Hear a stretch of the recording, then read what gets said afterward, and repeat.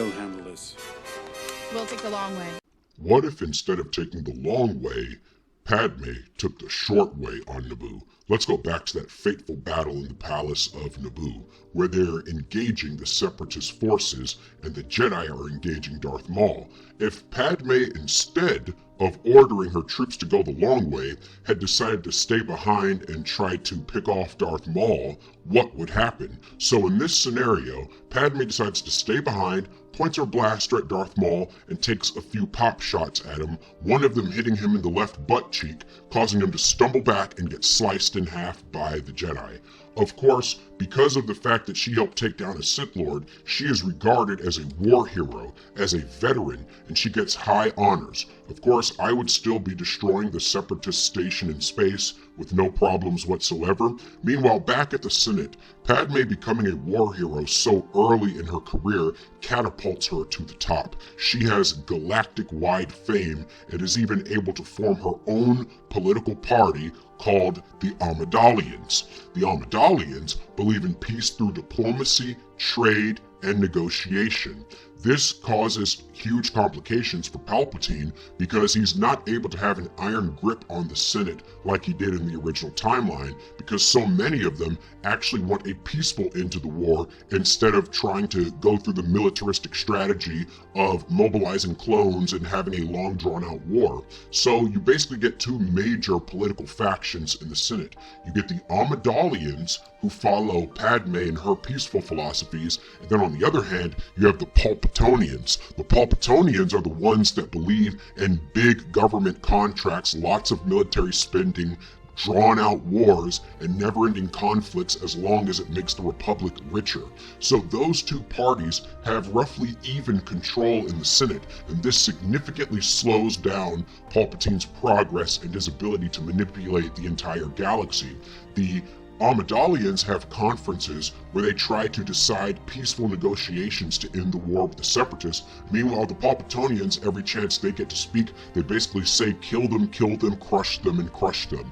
This conflict comes to a head when the Amidalian party, led by Padme, decide to introduce legislation to form a peace agreement with the Separatists and allow them to leave from the Republic without any bloodshed. Obviously, this significantly is going to interfere with Palpatine's plans to have a conflict that weakens the Jedi, so he finds himself in a bind and he tries to oppose this. The legislation comes up for a vote, and because Palpatine has force powers, he's able to use the Force to trick a few weak-minded Palpatonians into abstaining from voting, meaning that the peaceful settlement does not go through. However, an aftermath of this vote is that more and more senators start to join the Palpatonian side, and more senators start to join the Amidalian side, and it keeps the rift running really deep in the galaxy.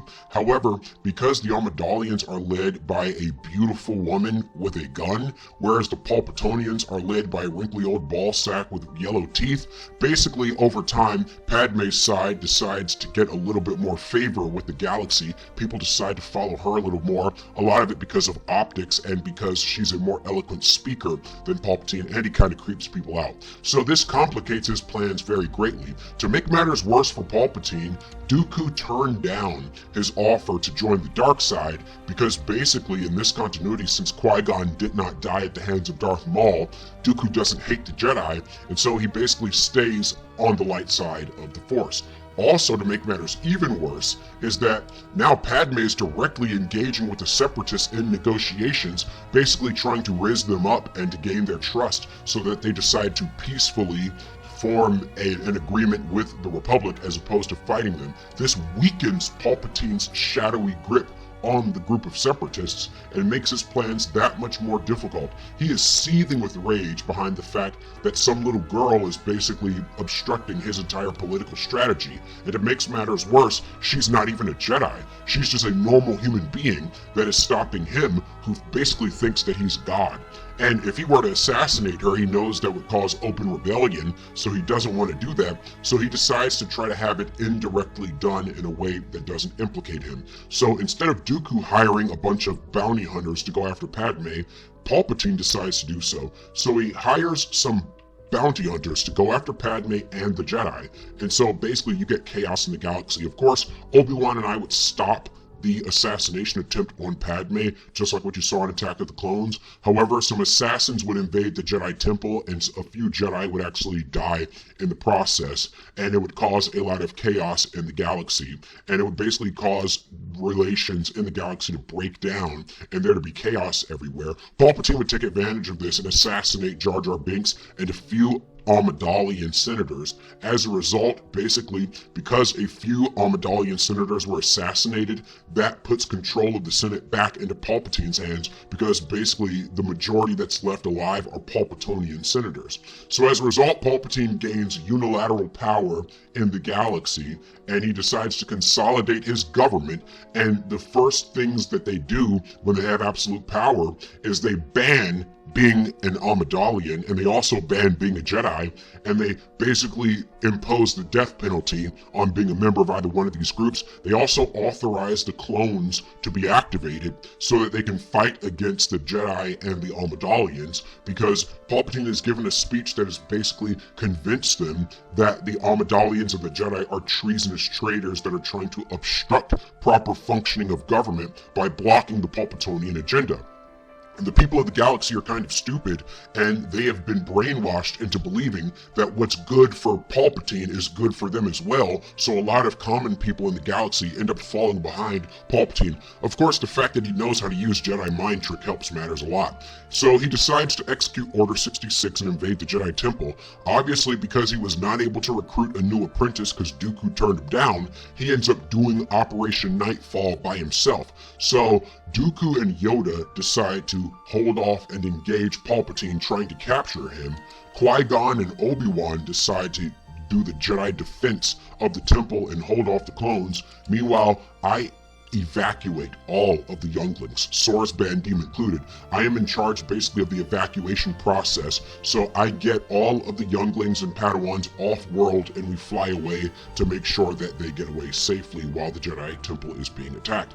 Meanwhile, Padme decides to have a final negotiation with the Separatists, where she basically explains that Palpatine was a traitor, was a Sith Lord, and was using both sides to try to manipulate them for maximum bloodshed to consolidate his power. Now, clearly the Separatists are pissed off because they want freedom and independence. They don't want to be slaves to a Sith Lord. So the Separatists join the Amidalians to fight against the Palpatinians and the clones. So back at the Jedi Temple, while that is going on, basically Palpatine starts to lose ground in his fight against Dooku and Yoda, because although he's slightly more powerful than Yoda, Dooku is pretty close to Yoda's skill set, so together they kind of start to put him on his back foot. Sensing that he's about to lose all of his leverage and be captured or killed, he lets out a giant shockwave in all directions in the temple, crushing the pillars of the temple, causing the Jedi Temple to collapse on everyone inside, killing everybody inside the Jedi Temple, Palpatine himself included. I am literally the only Jedi that survives this ordeal because I was off-world at the time evacuating the younglings. So after that happens, I reunite with Padme and let her know that I'm basically the only Jedi left, and that they all died in the fight against Palpatine, and she lets me know that the Separatists are now on our side to shut down the treason of the Palpatinians. So I lead the droids into victory, reclaiming Coruscant. Meanwhile, Dirge destroys the cloning facility to stop the production of new clones, and the rest of the Separatist bounty hunters basically start picking off clones left and right. Padme and I reconvene in Coruscant, where basically we're able to expel the Palpatinians from the Senate, leaving the Senate in absolute control of the Amidalians, where we sign a formal peace treaty allowing the Separatists to leave the Republic in peace and safety, and we form a trade agreement with them.